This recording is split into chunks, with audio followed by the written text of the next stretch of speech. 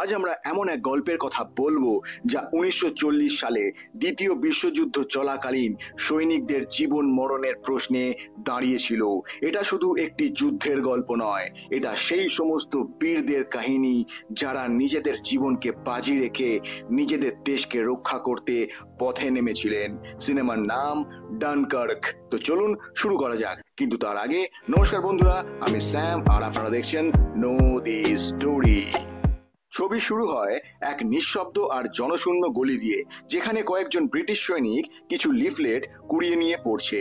এই লিফলেটগুলি জার্মান সৈন্যরা প্লেন থেকে ফেলেছে, যার মধ্যে লেখা আছে, তোমাদের আমরা ঘিরে ফেলেছি।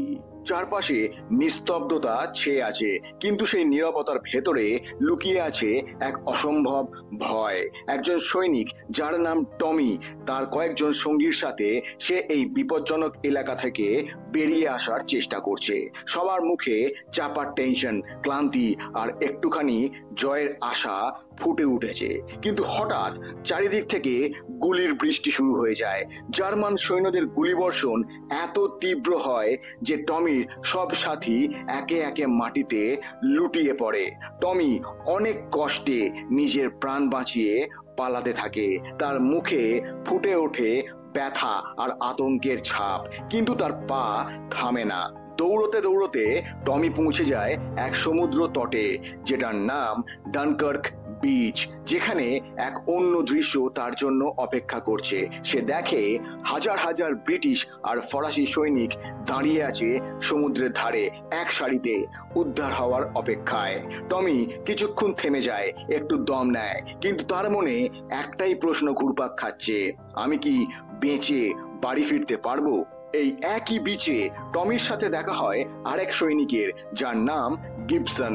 গিবসনকে দেখা যায় একটি মৃতদেহ কবর দিচ্ছে। তার মুখেও এক ধরনের গম্ভীরতা, কিন্তু সে কিছু যেন লুকিয়ে রাখছে। টমি তার সঙ্গে কথা বলার চেষ্টা করে, কিন্তু গিবসন খুব একটা উত্তর দেয় না। তারা দুজনে মিলে এক নতুন পরিকল্পনা করে, কোনোভাবে একটা নৌকায় উঠতে হবে। কিছুক্ষণ পরপরই একটা করে নৌকা আসে, কিন্তু তার আগেই আকাশ থেকে জার্মান ফাইটার প্লেন এসে বোমা ফেলতে শুরু করে। টমি আর গিবসন একটা নৌকায় উঠতে চায়, কিন্তু তাদের ফেরত পাঠিয়ে দেওয়া হয়, কারণ তারা আহত নয়, শুধুমাত্র আহত সৈনিকদেরই অগ্রাধিকার দেওয়া হচ্ছে। আবার একবার বিশাল বিস্ফোরণ হয়। আকাশ থেকে এক জার্মান বিমান দ্রুত নেমে এসে সৈকতে থাকা একটি জাহাজকে লক্ষ্য করে বোমা ফেলে। বোমা পড়তেই চারপাশে ধোঁয়া আর চিৎকারের স্রোত ছড়িয়ে পড়ে। টমি আর গিবসন মাটিতে শুয়ে পড়ে নিজেদের প্রাণ বাঁচাতে। এরপর আমাদের দেখানো হয় এক ছোট্ট উপকূলবর্তী শহর, যেখানে একজন সাধারণ ব্রিটিশ নাগরিক মিস্টার ডসন তার দুই সঙ্গীর সঙ্গে প্রস্তুতি নিচ্ছেন। তার ছেলে পিটার এবং স্থানীয় এক ছেলে জর্জ, এই তিনজনে মিলে ছোট্ট একটি প্রাইভেট বোট মুনস্টোনকে রেডি করছে। ব্রিটিশ সরকার সাধারণ নাগরিকদের বোটও মোবিলাইজ করেছে, যাতে তারা ডানকার্ক গিয়ে সৈন্যদের উদ্ধার করে ফিরিয়ে আনতে পারে। মিস্টার ডসন একজন শান্ত আর বুদ্ধিসম্পন্ন মানুষ। তার মুখে কোনো আতঙ্ক নেই, বরং এক ধরনের দায়িত্ববোধের ছাপ রয়েছে। তিনি নিজ হাতে স্টিয়ারিং ধরেন, কারণ তিনি জানেন যখন সময়ের প্রশ্ন ওঠে তখন কর্তব্য পালন করতেই হয়। বোট সমুদ্রের দিকে এগিয়ে যায়। সমুদ্র শান্ত, কিন্তু এক অদ্ভুত উত্তেজনাময় নীরবতা চারপাশে, যেন সমুদ্র জানে সামনে কি ভয়ানক ঝড় অপেক্ষা করছে। পথে তাদের দেখা হয় এক সৈনিকের সঙ্গে, যিনি একটি ভাঙা নেভি জাহাজ থেকে কোনোভাবে বেঁচে গেছেন। তার চোখে ভয়, ধাক্কা আর অস্থিরতা স্পষ্ট। মিস্টার ডসন তাকে উদ্ধার করেন এবং বোটে তুলে নেন, কিন্তু যখন সে জানতে পারে যে বোট ডানকার্ক বিচের দিকে যাচ্ছে, তখন সে আতঙ্কে ভেঙে পড়ে। সে আর সেই নরকে কোনোভাবেই ফিরে যেতে চায় না। তার প্রতিক্রিয়া এত তীব্র হয় যে সে জর্জকে ধাক্কা মেরে ফেলে দেয় এবং সে তার মাথার উপর গিয়ে পড়ে, যাতে জর্জ গুরুতরভাবে আহত হয় এবং অজ্ঞান হয়ে যায়। এখন কাহিনী দৃষ্টিভঙ্গি সরে যায় আকাশের দিকে, যেখান থেকে ডানকার্কের সবচেয়ে গুরুত্বপূর্ণ সহায়তা আসে। রয়্যাল এয়ারফোর্সের তিনজন ফাইটার পাইলট তাদের মিশন শুরু করে। তাদের মধ্যে একজন হলো ফ্যারিয়ার, দ্বিতীয় কলিন্স আর তৃতীয় মাইকেল। তাদের মিশন খুবই স্পষ্ট, ডানকার্কের চারপাশে জার্মান ফাইটার প্লেনগুলিকে থামানো, যাতে তারা উদ্ধারকারী জাহাজগুলোকে আক্রমণ করতে না পারে। ফ্যারিয়ারকে ককপিটে অক্সিজেন মাস্ক পরে শান্ত ও একাগ্র মনে দেখা যায়। সামনে খোলা আকাশ, কিন্তু যে কোনো মুহূর্তে সেখান থেকে মৃত্যু বেরিয়ে আসতে পারে। হঠাৎ করেই তারা দেখতে পায় এক জার্মান বোমারু প্লেন, যা সৈকতের ওপর দিয়ে উড়ে যাচ্ছে। ফ্যারিয়ার আর কলিন্স সাথে সাথেই তাকে তাড়া করে। এটা এক হাই স্পিড ডগ ফাইট হয়ে ওঠে। ফ্যারিয়ারের লক্ষ্য একদম সঠিক হয়, আর সে এক প্লেনকে গুলি করে নামিয়ে ফেলে। কিন্তু এই লড়াইয়ের মাঝেই কলিন্সের ফুয়েল ট্যাঙ্কে গুলি লাগে, আর তার প্লেন ধীরে ধীরে সমুদ্রের দিকে ভেঙে পড়তে শুরু করে। ফ্যারিয়ার দেখে যে কলিন্স সমুদ্রে এমার্জেন্সি ল্যান্ডিং করেছে। এখন তার সামনে দুটো রাস্তা, সে কি মিশন একা চালিয়ে যাবে, নাকি কলিন্সের সাহায্যে নিচু হয়ে উড়ে যাবে। এটাই ডানকার্কের আসল কাহিনী। প্রতিটা মুহূর্তে একটা সিদ্ধান্ত, আর প্রতিটা সিদ্ধান্তে একটা ত্যাগ। অন্যদিকে সমুদ্র তটে টমি ও গিবসন তাদের ভাগ্য পরীক্ষা করছিল। যে প্রতিটি জাহাজ সৈন্যদের উদ্ধার করতে আসছিল, তা হয় অতিরিক্ত ভিড়ের কারণে ভরে উঠছিল, আর না হলে জার্মান বিমানের হামলায় ধ্বংস হয়ে যাচ্ছিল। এরপরে একটা নতুন সুযোগ আসে, যখন একটা জাহাজ তীরে এসে ভেড়ে এবং শুধুমাত্র আহত সৈন্যদের তাতে উঠতে বলা হয়।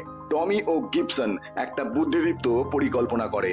তারা এক আহত সৈনিককে নিয়ে জাহাজে ওঠে এবং নিজেদেরকেও আহত দেখানোর ভান করে, যাতে তারা জাহাজে উঠতে পারে। আর এই পরিকল্পনা সফল হয়। দুজনেই জাহাজের ভেতরে লুকিয়ে পড়ে, যেখানে আগেই অনেক সৈনিক কেবিনে বসেছিল। এক মুহূর্তের জন্য তাদের মনে হয় তারা বোধহয় বেঁচে গেছে। এখন শুধু কয়েক ঘন্টা, আর তারপরেই তারা বাড়ি পৌঁছে যাবে। কেবিনে কেউ হাসছিল, কেউ আবার নীরবে নিজের পরিবারকে মনে করছিল। এই মুহূর্তটা খুশির হলেও হাওয়ায় একটা অজানা ভয়ের ছায়া স্পষ্ট টের পাওয়া যাচ্ছিল। কিন্তু হঠাৎ করেই একটা প্রচন্ড বিস্ফোরণের শব্দ হয়। একটা জার্মান টর্পেডো এসে জাহাজে আঘাত করে। হঠাৎ করেই সব দিক থেকে জল ভেতরে ঢুকতে শুরু করে। কেবিনে হুড়োহুড়ি পড়ে যায়। যে সৈন্যরা এখন পর্যন্ত শান্ত ছিল, তারা সবাই জীবন বাঁচানোর জন্য লড়াই শুরু করে। টমি আর গিবসন সেই অন্ধকার ও ডুবে যেতে থাকা কেবিন থেকে বেরোনোর জন্য আপ্রাণ চেষ্টা করে। জল প্রবল গতিতে জাহাজের ভেতরে ঢুকছিল। কেউ কেউ ভেতরে আটকে পড়ে, আবার কেউ আতঙ্কে অজ্ঞান হয়ে পড়ে। গিবসন একজন সৈন্যকে সাহায্য করার চেষ্টা করে, কিন্তু সেও বুঝতে পারে না কিভাবে বের হবে। টমি কোনোভাবে জল ঠেলে ওপরে উঠে আসে এবং নিজের প্রাণ বাঁচানোর চেষ্টায় লেগে পড়ে। শেষে জাহাজটা ধীরে ধীরে পুরোপুরি সমুদ্রে তলিয়ে যায়। খোলা সমুদ্রে একদিকে যেখানে ডানকার্কের যুদ্ধে গোলাগুলি চলছে, অন্যদিকে মিস্টার ডসন তাদের ছোট নৌকা মুনস্টোনকে নিয়ে সামনের দিকে এগিয়ে যাচ্ছিলেন। তার সঙ্গে ছিল তার ছেলে পিটার এবং জর্জ। সমুদ্রে এক অদ্ভুত নীরবতা ছিল, তবে প্রতিটি ঢেউয়ের তলে এক গল্প লুকিয়ে ছিল, একজন জীবিত মানুষের অথবা এক ডুবে যাওয়া হতভাগ্যের। তখন পিটার বাইনাকুলার দিয়ে দূরে কিছু দেখতে পায়। একটি বিমান দুর্ঘটনার পর একজন পাইলট তার ককপিট থেকে বের হওয়ার চেষ্টা করছিল। এই পাইলট আর কেউ নয়, বরং কলিন্স, যার বিমান ক্ষতিগ্রস্ত হয়ে সমুদ্রে ল্যান্ডিং করেছিল। তার বিমান সমুদ্রে পড়ে গিয়েছিল এবং এখন সে তার ককপিটে আটকে পড়েছিল। বিমানটি ধীরে ধীরে ডুবছিল। সময় খুব কম। মিস্টার ডসন তৎক্ষণাৎ তার নৌকার দিক পরিবর্তন করে। তার লক্ষ্য স্পষ্ট, তাকে এই পাইলটকে বাঁচাতেই হবে।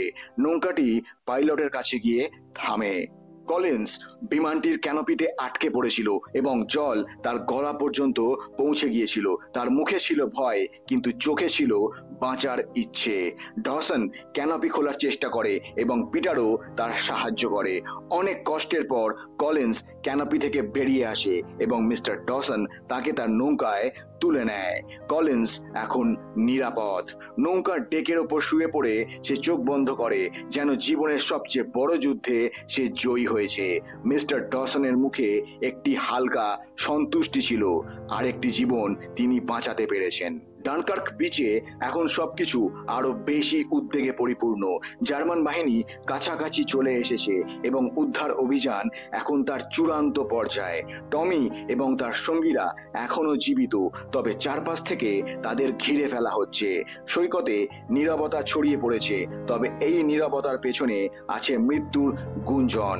এমন সময় একটি নতুন উদ্ধার জাহাজ আসে, তবে সৈন্যদের মনে একটা ভয় ছিল যে এটি পূর্ববর্তী জাহাজগুলোর মতো হয়তো বোম ফেলে ডুবিয়ে দেওয়া হবে। কিন্তু এবার কিছু আলাদা ঘটে। সিভিলিয়ান নৌকাগুলি যেমন মুনস্টোন এবং অন্যান্য ছোট ছোট নৌকা একসাথে এক সারিতে এসে সি বিচে দাঁড়িয়ে পড়ে। ব্রিটিশ নাগরিকরা তাদের জীবনের ঝুঁকি নিয়ে সমুদ্রের ওপার থেকে এপারে এসছে শুধুমাত্র তাদের দেশের সেনাদের বাড়ি ফিরিয়ে নিয়ে যেতে।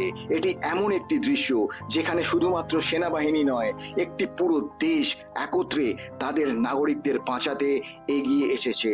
টমি এবং তার কিছু সঙ্গী একটি ছোট নৌকায় উঠে পড়ে। যখন নৌকাটি সমুদ্রের মাঝখানে পৌঁছয় তখন তাদের মুখে ক্লান্তি এবং শান্তির চিহ্ন স্পষ্টভাবে দেখা যায় এবং তারা ভাবতে থাকে, আমরা কি সত্যিই বেঁচে গেছি? এবং তারপর গল্প ফিরে চলে যায় ফ্যারিয়ারের কাছে, যিনি আকাশে এখনো উড়ছেন, কিন্তু তার জ্বালানি একেবারে শেষ হয়ে গেছে। তার কাছে ফিরে যাওয়ার আর কোনো রাস্তা নেই। তবে নিচে ডানকার্ক বিচে সে একটি জার্মান বম্বার দেখতে পায়, যা উদ্ধাররত জাহাজগুলির ওপর আক্রমণ করার জন্য প্রস্তুতি নিচ্ছিল। ফ্যারিয়ার সিদ্ধান্ত নেয় তার শেষ জ্বালানি ব্যবহার করে সে একটি শেষ আক্রমণ করবে। চোখে দৃঢ় সংকল্প নিয়ে ফ্যারিয়ার সেই জার্মান বম্বারের দিকে ডাইভ করে এবং সঠিক লক্ষ্য নিয়ে গুলি চালায়। বম্বারটি ধ্বংস হয়ে পড়ে যায়। তবে ফ্যারিয়ার এখন জ্বালানির অভাবে তার নিজের প্লেনটিকে আর ওড়াতে পারে না। সে বাধ্য হয় তার বিমানটিকে ডানকার্ক বিচে অবতরণ করতে। আকাশ লাল হয়ে গেছে এবং সে তার ককপিট ছেড়ে বেরিয়ে আসে। তার ছোট ফ্লেয়ার গান দিয়ে সে তার বিমানে আগুন লাগিয়ে দেয়, যাতে শত্রুপক্ষ কোনোভাবেই তার বিমানটিকে ব্যবহার করতে না পারে। পরে জার্মান সেনাবাহিনী তাকে গ্রেফতার করে।